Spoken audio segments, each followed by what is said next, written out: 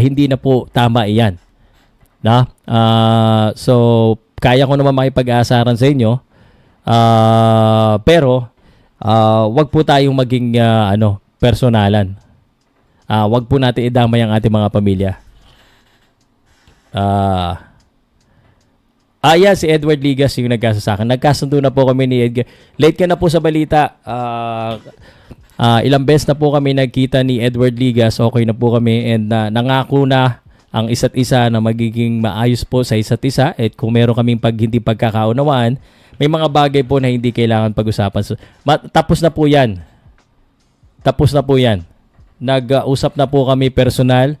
At I wanna give a big salute to them sa ating mga officials. That's why I could never be an official because I'm just a commentator. Tapos na yan. Dismiss na yung kaso na yan, FYI. Malaki ang chance na manalo pero pag sobrang confidence. Actually, no problem sa confidence eh. Ganyan naman talaga yan eh. Si Casimero, basta 100% condition at training yan, kayang-kaya yan. Sigurado kung knockout na yan si Sanchez dahil hindi abot ng desisyon. Ayun na nga ang ko sa inyo, ang caveat ko sa inyo, ang pag yan po ay 100%, 100% yan si Casimero, wala naman pong duda eh na siya po ay hindi posible siya ang mananalo.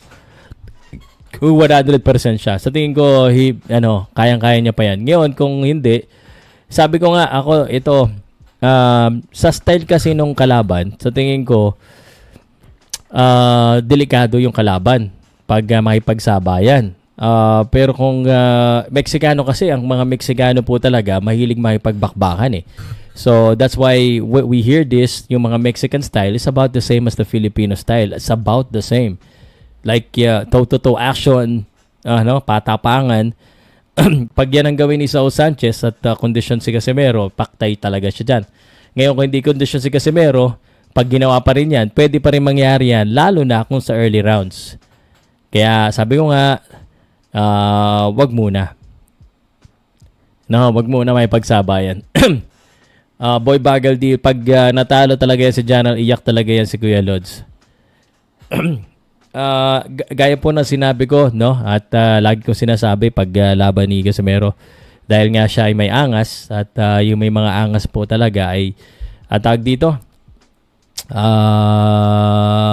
prone po, no? Kaya ko medyo minsan nag-aangas ako, nagyayabang ako sa inyo ng konti, aminado naman tayo kasi kasama po yan sa trabaho natin prone tayo sa mga bashers, sa mga critics, pero kailangan tanggapin natin yung mga kritiko natin.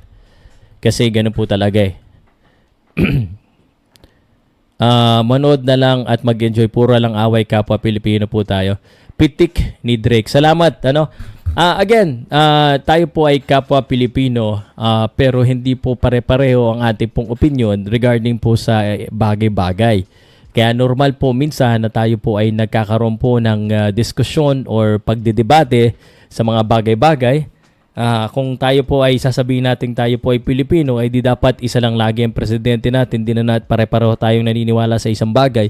Pero hindi po. Tayo po ay Pilipino, pero tayo po ay iba-ibang tao. Pero hindi po naman siguro ito excuse para po tayo ay magsakitan ng personalan. Wala pong personalan, trabaho lamang. At kung naiintindihan po ng karamihan ng aking trabaho, nandito po ako to entertain you, to give you information, to give my opinion. At kung kayo po ay hindi agree, hindi naman po katulad ng iba na hindi ko kayang tanggapin ang inyo po sinasabi. Tatanggapin ko po yan at babasahin ko pa nga kung ito po ay may sustansya at may objective. Minsan nga yung mga loko-lokong comment ay nababasa ko pa rin